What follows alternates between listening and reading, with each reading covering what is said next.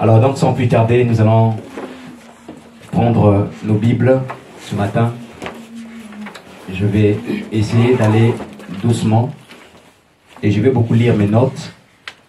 Vous savez qu'on a eu des prières ici et quand on rentre à la maison à 5 h du matin, parfois on prend un peu le temps de se reposer et aussi se lever pour préparer le message. Donc le temps que Dieu m'a donné pour préparer le message, j'ai préparé quelque chose.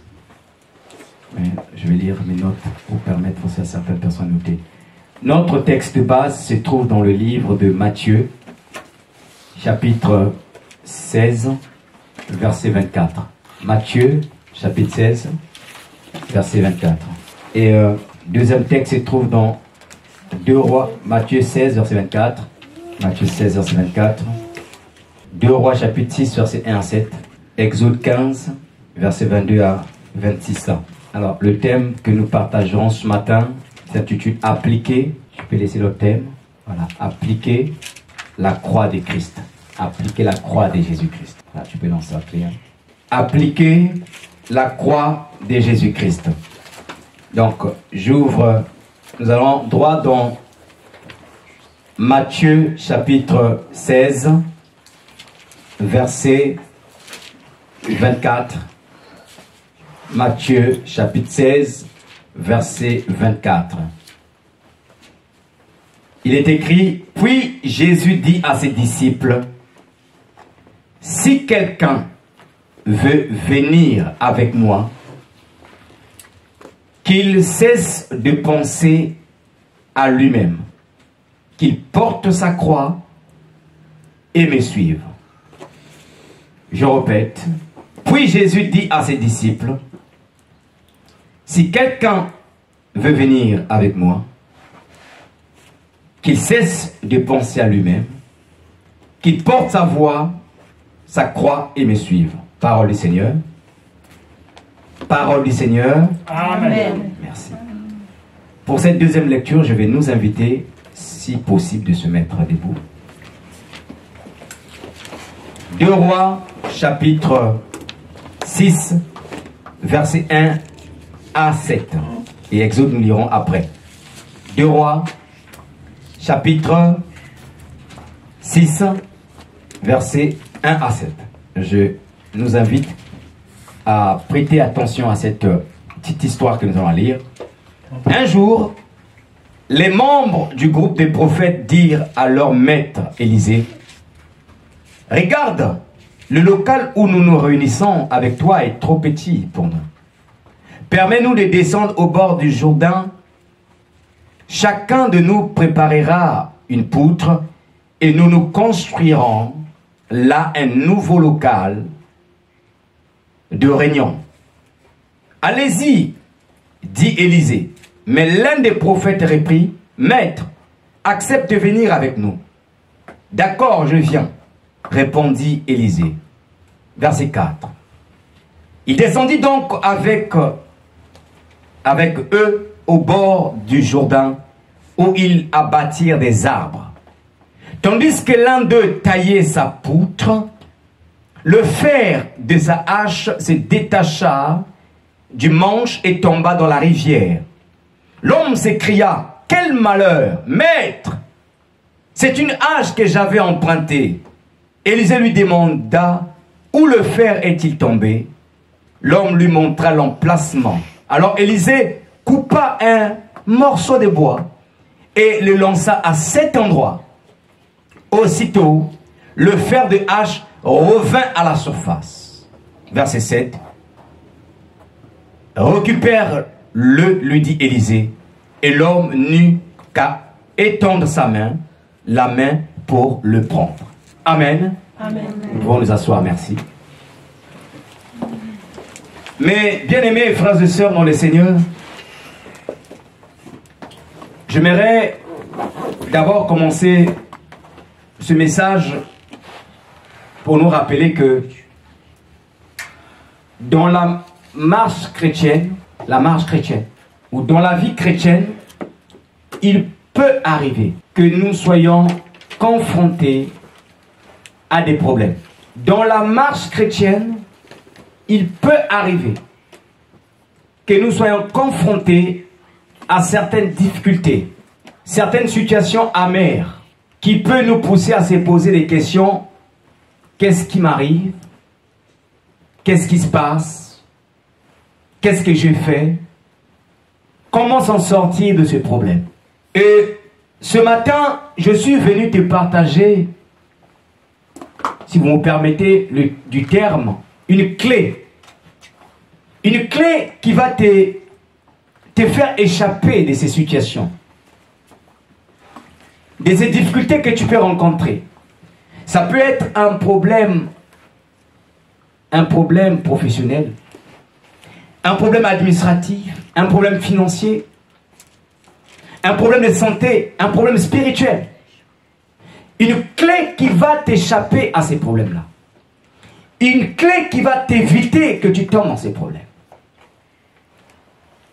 Mais si il arrivait que tu es confronté à ces problèmes, cette clé te permettra de prier avec assurance et de croire que Dieu va intervenir. Est-ce que tu parles à quelqu'un? Et la clé que j'aimerais te partager ce matin s'intitule ou s'appelle l'application de la croix de Christ. L'application de la croix de Christ.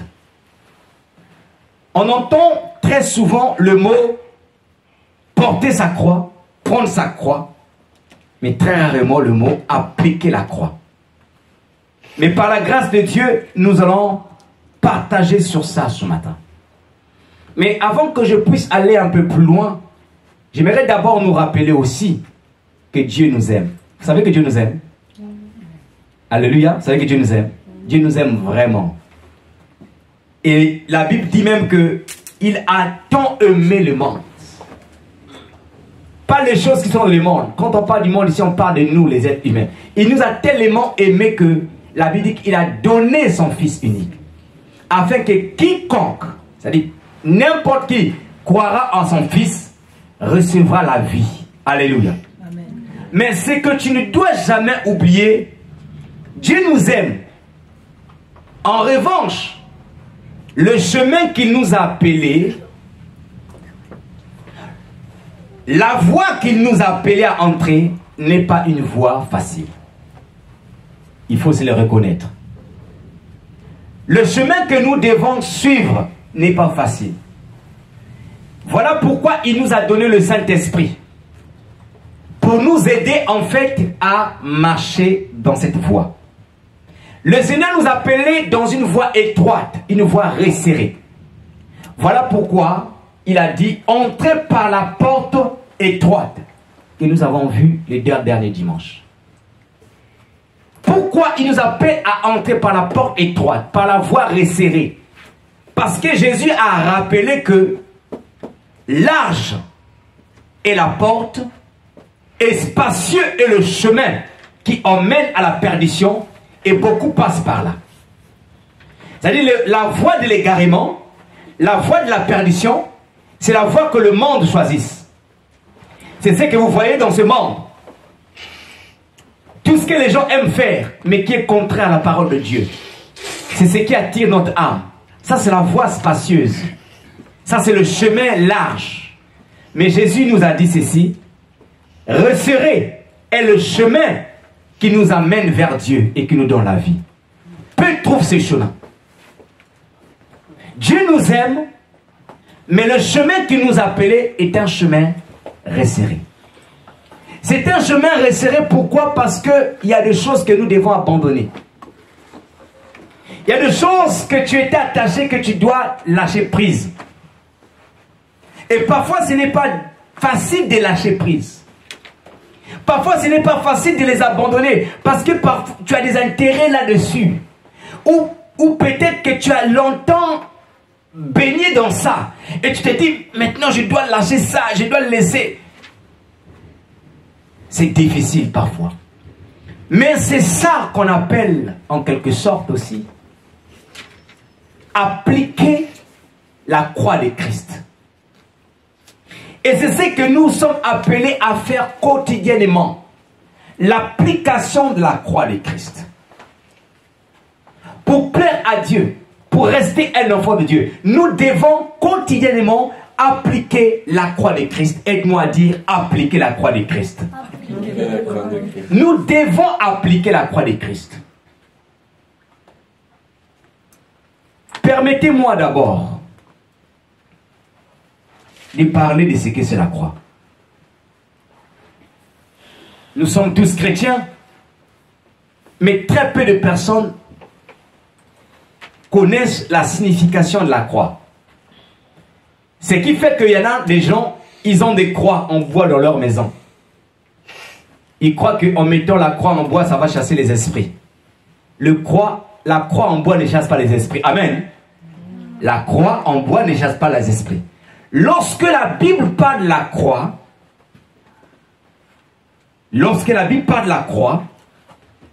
bien aimé dans le Seigneur, il ne s'agit pas du symbolique de la croix.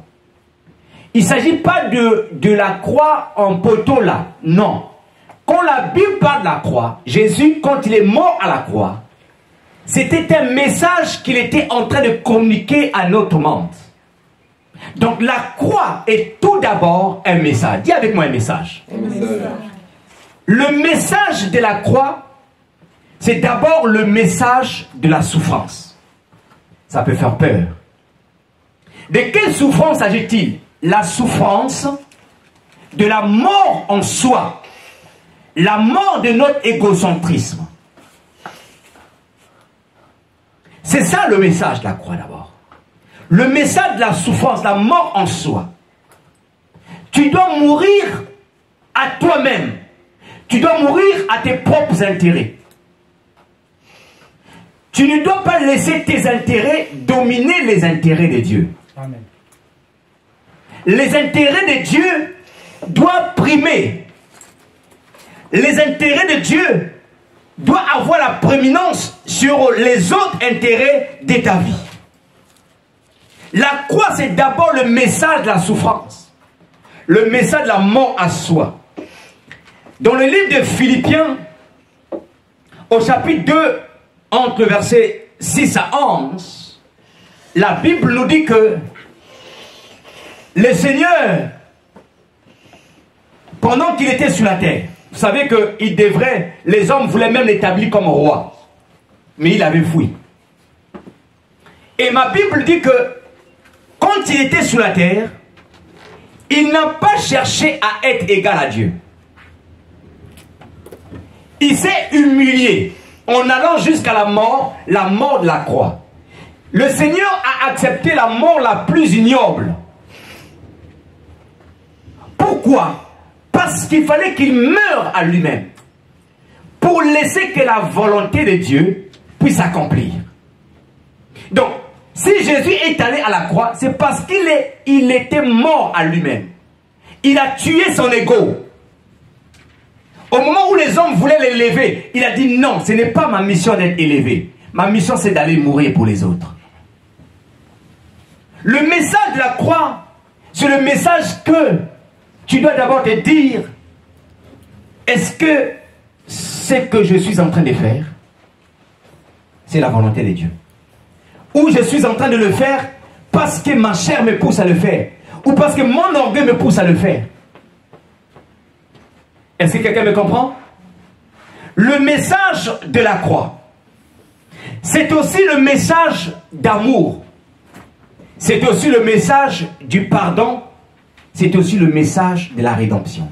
J'aimerais que tu notes ça dans ton cahier. Le message de la croix, c'est le message d'amour. C'est le message du pardon. C'est le message de la rédemption. Pourquoi amour? Pourquoi pardon? Pourquoi rédemption? Tout à l'heure, j'ai utilisé Jean 3,16. Qu'est-ce que ça nous dit, Jean 3,16, frère Rémi? Non, cite-les-moi, sans lire ta Bible. Jean 3,16. Jean 3,16. C'est ce que tu viens de citer. Dieu a tant aimé le monde. Amen. Jean 3,16 dit ceci. Dieu a tant aimé le monde qu'il a donné son Fils unique. Donc, Dieu nous a prouvé l'amour au travers du sacrifice de son Fils. Dieu nous a montré que je vous aime le monde. Je vous aime, ma créature. Voilà que je livre mon premier fils à la croix, mon fils unique. La croix, c'est le message d'amour. Christ, en mourant à la croix, est en train de nous révéler l'amour de Dieu pour nous. Christ, en mourant à la croix, est en train de prendre nos péchés. C'est la dimension des pardons. Parce qu'il fallait qu'il meure à la croix pour que nos péchés soient pardonnés. Éphésiens chapitre 1, verset 7, tu peux me le lire. Écoutons ce qu'on nous dit ici, Éphésiens chapitre 1, verset 7.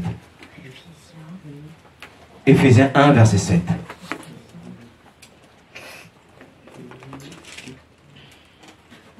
On va tous lire ensemble. Éphésiens chapitre 1, verset 7. Révi va nous faire la lecture. 1, verset 16, c'est ça. Je ne cesse de dire toute ma reconnaissance pour vous. Lorsque vous faites, je mentionne. Verset 7. Éphésiens chapitre 1, verset 7. 7. En lui, voilà. En lui, par son sang, nous sommes... Vas-y doucement, un peu plus fort. En lui, par son sang, nous sommes... En lui, par son sang, nous sommes... rachetés. Et... pardonnés de nos fautes. Alléluia. La Bible dit qu'en lui, par son sang, nous sommes rachetés. Dans ma version, on dit en Christ, nous avons la rédemption par son sang. Et nous avions été pardonnés selon la richesse de sa grâce. Le sang a été versé à la croix. Et c'est grâce à ce sang que nous avons reçu le pardon de nos péchés. Voilà pourquoi je suis en train de dire ceci. Que la croix, c'est aussi le message d'amour. Le message du pardon et le message de la rédemption. C'est-à-dire le message du rachat. Alléluia. Donc c'est ça la croix. La croix, c'est le chemin de couronnement et de gloire. La croix, c'est le chemin de l'élévation. Le chemin du couronnement. Il fallait que Jésus meure à la croix, qu'il s'offre à la croix, pour que Dieu lui donne le nom qui est au-dessus de tous les noms. Tu peux encore l'écrire dans ton cahier. Là encore, je suis en train d'aller doucement avant que je rentre vraiment dans la profondeur. La croix, c'est le chemin de couronnement de gloire. Le chemin de l'élévation. Dieu a élevé Jésus après qu'il ait donné sa vie pour l'humanité. Et je vais lire un autre texte dans la Bible, dans le livre de Éphésiens, chapitre 2, à partir du verset 20. La Bible déclare ceci. Quand il a ramené le Christ, donc les morts, il a fait siéger à sa droite dans le monde céleste. Le Christ y est placé au-dessus de toute autorité, de tout pouvoir. Ça, c'est pas Éphésiens 2. Éphésiens chapitre combien? Éphésiens 1, verset 20. Merci. À partir du verset 20. Quand il a ramené le Christ dans les morts, il l'a fait siéger à sa droite dans le monde céleste. Verset 21. Le Christ y est placé au-dessus de toute autorité, de tout pouvoir, de toute puissance, de toute domination et de tout autre titre qui puisse être cité non seulement dans le monde-ci, mais aussi dans le monde à venir. Dieu a élevé Jésus au-dessus des pouvoirs, des puissances, d'autorité, de domination et de tout autre titre. Ce sont ici des hiérarchies angéliques. Ce sont des hiérarchies angéliques. Donc Dieu a enlevé Jésus au-dessus des anges. Des anges. Pourquoi? Parce qu'il est mort à la croix. Alléluia. La croix, je disais que c'est le chemin du couronnement et de gloire. Parce que vous allez vous convenir avec moi que très souvent, c'est après la souffrance et les difficultés viennent les bonnes choses. Il y a même un proverbe qui dit, après la pluie vient quoi? Le beau temps. La pluie est synonyme de difficulté. La pluie est synonyme de choses difficiles. Mais c'est après avoir souffert un peu, après avoir payé le prix pour ton projet, après avoir investi ton temps, que c'est là maintenant que tu vas commencer à manger maintenant les fruits de ton business. Tu vas maintenant commencer à manger le fruit de ton investissement. Après que tu aies souffert, après que tu aies sacrifié du temps, après que tu aies sacrifié du temps de prière et de jeûne, tu coupais ton sommeil à 3 h du matin. Et quand le fruit que tu vas commencer à saisir dans ta main, là tu diras que ah, Dieu est merveilleux. Dieu est merveilleux. Donc, la croix c'est la souffrance. Mais cette souffrance c'est pour t'emmener à la gloire. C'est pour t'emmener au couronnement. C'est pour t'emmener à l'élévation. La croix. La croix, c'est le chemin ou la voie qui te reconnecte ou reconnecte l'homme à Dieu. Il y a quelqu'un qui a défini la croix en disant, voyez, il disait que, comment on appelle cet axe? C'est quel axe? Horizontal ou vertical? Horizontal. L'axe horizontal, c'est l'acte qui te connecte à Dieu. L'acte vertical, c'est l'acte qui doit te mettre, qui doit te rendre en bonne relation avec les autres. Donc la croix te connecte à Dieu. Les hommes ont été connectés à Dieu parce que Christ était mort à la croix. Sans la croix, nous ne serons pas ici. Vous êtes d'accord avec moi? Sans la mort de Jésus à Christ, nous ne serons pas ici. Je n'aurais pas rencontré Michel, j'aurais peut-être rencontré la sœur Honorine ou Michel, mais dans un autre contexte. Mais pas dans le contexte de la parole de Dieu. Pas autour de la parole de Dieu. Mais ce qui nous réunit autour de la parole, c'est parce qu'il y a eu un homme qui est mort à la croix. Enfin, la croix est le chemin qui te fait naître de nouveau. Le chemin qui te fait naître de nouveau, c'est la croix. C'est-à-dire que le chemin qui fait ressortir le vrai toi à l'intérieur de toi. À l'intérieur de chaque être humain, il y a des valeurs divines. Il y a des vraies valeurs. Mais ces valeurs ont été étouffées par des situations qu'on traverse dans le monde. Ces valeurs ont été étouffées par des problèmes qu'on a rencontrés dans notre chemin, dans notre couloir. Tu étais né dans une famille où tu étais gentil, mais il y a quelqu'un que tu as rencontré dans ta vie qui a détruit complètement ton cœur. Tu es devenu quelqu'un de méchant, de réticent, de quelqu'un de renfermé. Alors que Dieu t'a dit d'être en paix avec tout le monde, d'être gentil envers tout le monde. Mais les situations que tu as rencontrées dans ta vie est venue en fait étouffer les vraies valeurs divines que Dieu avait mis dans l'esprit de chaque homme. Mais donc, quand tu passes par la croix fait renaître ça. La croix te fait renaître ces choses-là. Le vrai toi qui est à l'intérieur, dans ton esprit. La croix, en fait, c'est aussi le chemin du brisement. Dieu te brise au travers de la croix. Dieu te transforme au travers de la croix. Dieu, qu'est-ce qu'il fait encore? Il te restaure, il te délivre, il te guérit au travers de la croix. La croix, c'est ça, bien-aimé. Parce que tu es brisé. Parce que tu es brisé, Dieu va t'emmener dans la transformation. Le meilleur de toi va sortir.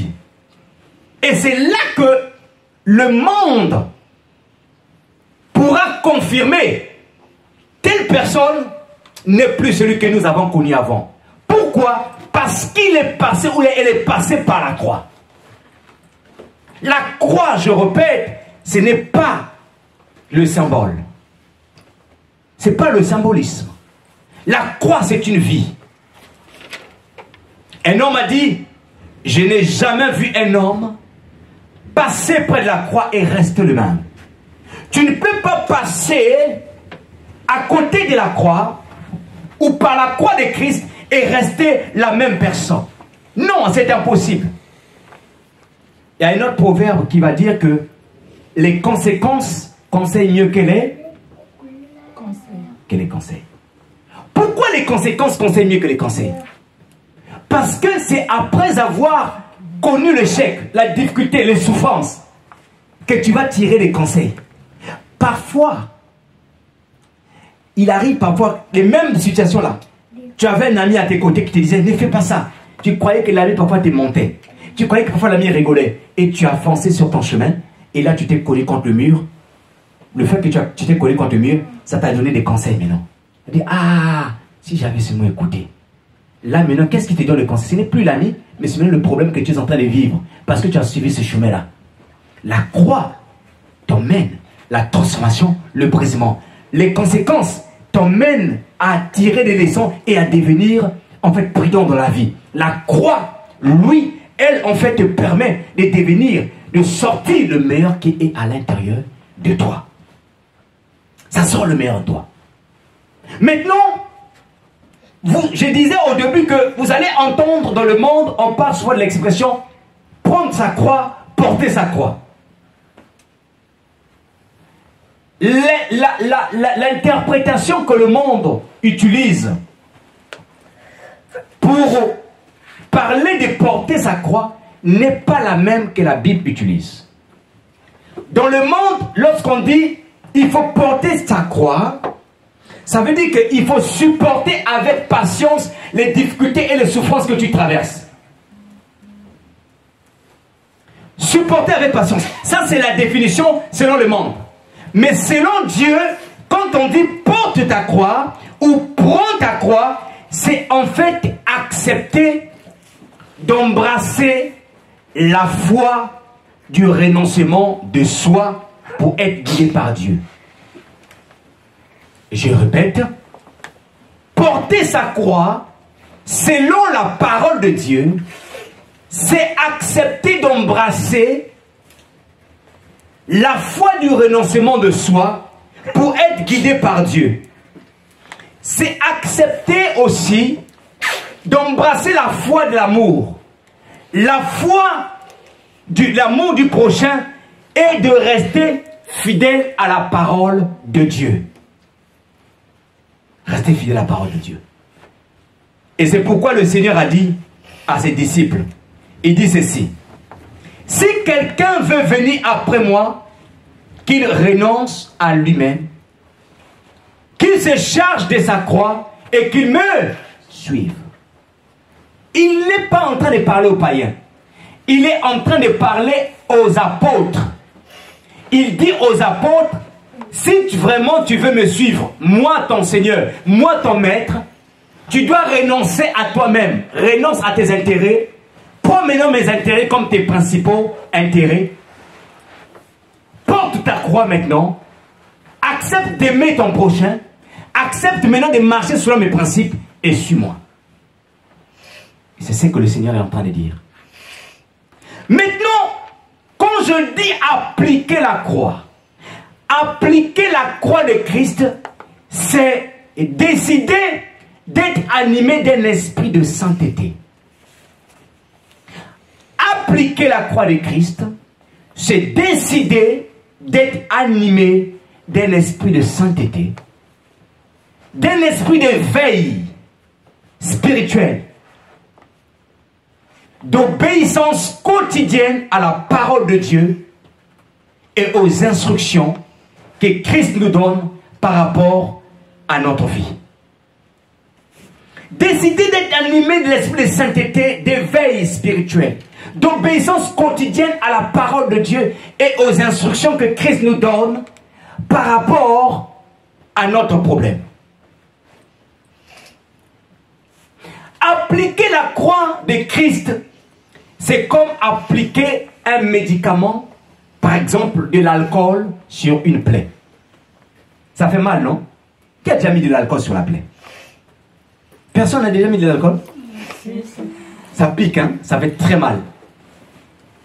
Mais la finalité, elle est bonne, non?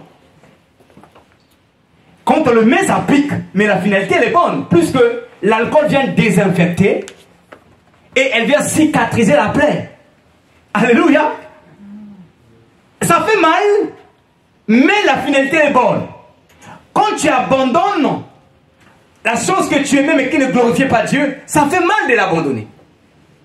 Quand tu te sépares de certains camarades qui te parlent qui te critiquent parce que tu es devenu chrétienne, parce que tu as pris certaines résolutions dans ta vie, ça te fait mal parce que ce sont tes camarades parfois d'enfance, de jeunesse.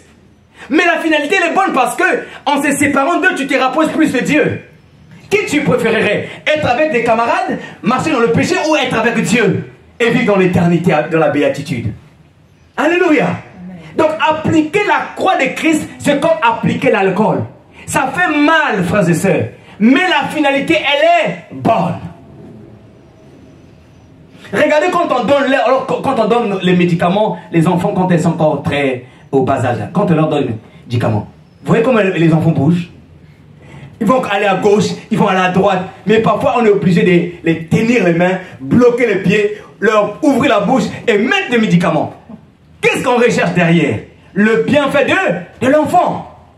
Pour l'enfant, c'est une contrainte, c'est difficile, c'est pas bien. Mais la finalité, c'est que l'enfant, nous voulons que l'enfant puisse guérir. Donc Dieu veut que, lorsque nous passons par la croix, la finalité ou le but de Dieu, c'est que nous puissions ressembler à Christ. Et j'aimerais vous citer, aujourd'hui, il y en a beaucoup, mais je vais juste citer 3 bienfaits. 3 bienfaits, lorsque tu appliques la croix de Christ. 3 bienfaits. Quand nous appliquons la croix de Christ, la première des choses, c'est que la croix de Christ vient désinfecter notre âme de toutes les impuretés. La croix de Christ désinfecte notre âme de toute forme d'impureté. Quelques exemples d'impureté: la haine, la jalousie, les passions charnelles, la colère, la convoitise. Donc, quand tu appliques la croix de Dieu, quand tu décides d'être animé d'un esprit de sainteté, de veille spirituelle, d'obéissance quotidienne à la parole de Dieu, tu vas commencer à désinfecter ton âme des impuretés. Tu vas commencer à désinfecter ton âme de tout ce qui ne glorifie pas Dieu. Détoxifier ton âme des toxines ou des toxiques qui est dans le corps. Tu vas détoxifier ton âme.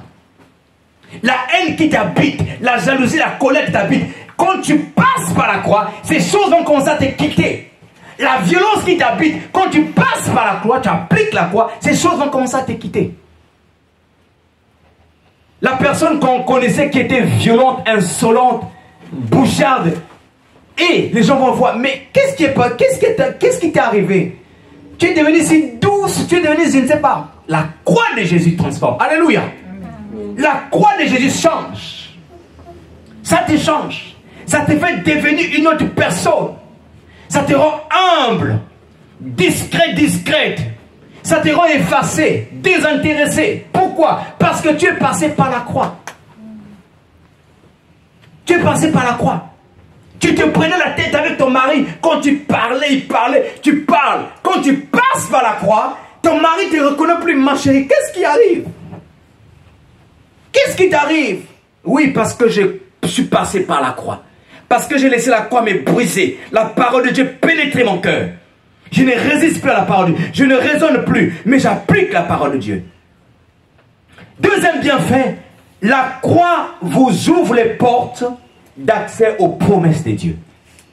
L'application de la croix t'ouvre les portes d'accès aux promesses de Dieu. Les portes d'accès aux promesses de Dieu. La Bible regorge plusieurs promesses. Plusieurs. Mais c'est quand tu appliques la croix de Christ que tu vas commencer à vivre les promesses de Dieu. Dans Lévitique 26, le Seigneur, l'Éternel dit: si vous obéissez à mes paroles, si vous mettez en pratique mes lois, je vous enverrai la pluie de la première et de l'arrière-saison. Vous dormirez sans crainte. Vous mangerez à votre goût ou encore à satiété. Pourquoi? Parce que les personnes auraient passé par la croix. Troisième bienfait. L'application de la croix te permet de récupérer ce que tu avais perdu.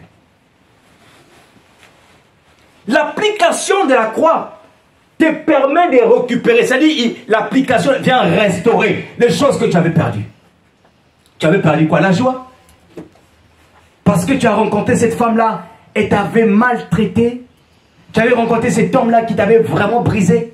La croix te permet de restaurer. Alléluia.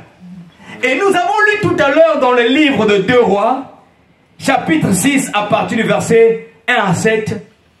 La Bible nous parle de l'histoire du prophète Élisée. Dis avec moi Élisée. Élisée, c'était le remplaçant du prophète Élie. Et Élisée il dirigeait un groupe de prophètes, des jeunes prophètes. Et donc, vous savez, comme nous, aujourd'hui, à l'époque, il y avait des synagogues, et aujourd'hui, nous avons des églises. Élisée, eux, ils avaient un local. Un local où ils se réunissaient avec les autres prophètes. C'est-à-dire qu'il leur donnait des enseignements, il leur donnait des instructions divines. Mais il y avait tellement de gens qui étaient intéressés à cette fonction de prophète que la salle là où ils étaient était devenue petite. C'est comme demain, ici ça peut devenir petite. On sera obligé d'agrandir ou d'aller ailleurs. Donc, il y a un des jeunes prophètes qui va proposer à Élisée en disant à Élisée ceci: Maître, permets que nous allions couper du bois pour construire une autre salle, un autre bureau beaucoup plus grand. Élisée a dit: non, c'est une bonne idée, allez-y. Mais il va encore supplier Élisée en disant à Élisée: viens avec nous. Est-ce que tu peux nous accompagner? Élisée dit: il n'y a aucun souci, je vais venir avec vous.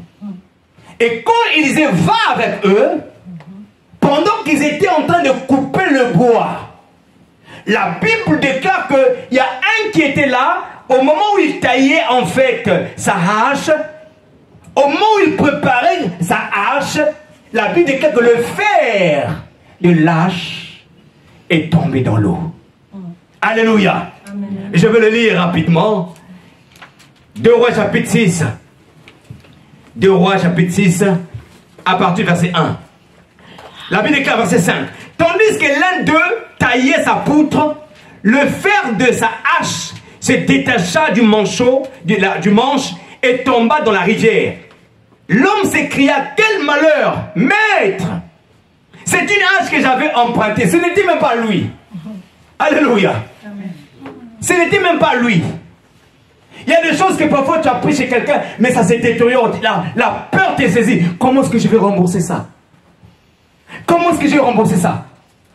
Il y a des choses parfois qui t'arrivent dans la vie. Tu dis: mais qu'est-ce qui m'arrive? Mais comment je vais faire? Je suis venu t'apporter la clé ce matin. Alléluia. La clé qui te permet, frères et sœurs, quand tu es dans des situations difficiles, que tu sois rempli d'une assurance que Dieu va faire quelque chose. Et cette clé, je disais que c'est l'application de la croix. Et j'ai aimé cet homme. Pourquoi? Parce que cet homme, frères et sœurs, c'est un prophète. Il ne s'est pas dit en lui-même que je vais exercer moi aussi mon don de prophète. Cet homme s'est humilié. Amen. Parce que la croix, le renoncement de soi, c'est aussi appliquer l'humilité. La Bible dit que Christ s'est humilié en allant jusqu'à la mort de la croix. Ce prophète s'est humilié, il est allé voir Élisée. Il a dit: maître, ma hache est tombée, le fer est tombé, ça ne m'appartenait pas. Et qu'est-ce qu'Élisée va faire? Élisée va demander à ces jeunes hommes, à ce jeune prophète, il dit: montre-moi où est-ce que cela est tombé.